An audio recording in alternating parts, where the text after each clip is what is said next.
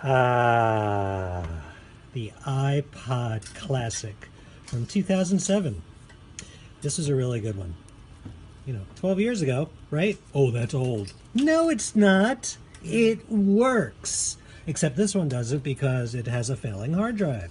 Because those hard drives are mechanical, and those hard drives are only rated to last 3 to 5 years. Okay, well, you could put another mechanical hard drive in there, but guess what?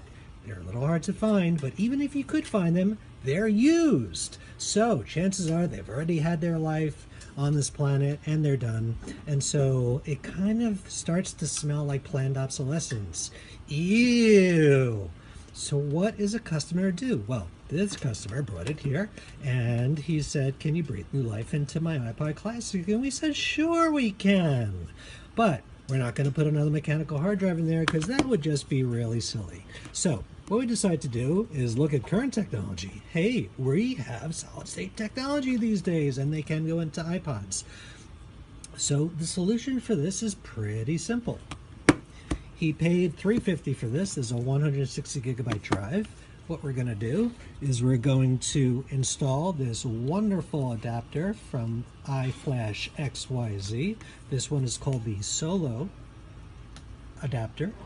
And essentially what happens is the hard drive comes out and then the adapter goes in and connects to the logic board.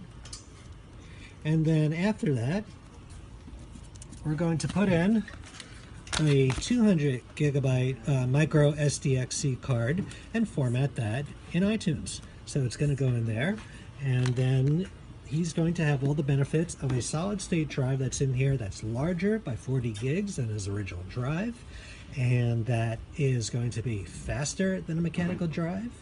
I mean, the cost per gigabyte is significantly less in this situation on a solid state versus a fairly obsolete 1.8 inch height mechanical drive. And the other thing is, because it's solid state, no moving parts, you're going to have less draw on the battery, so you have longer battery life, and it's going to be a lot lighter. I mean, you guys can't tell, but I mean, this is kind of heavy in comparison to like even Apple's newest laptop, which would be lighter than this iPod.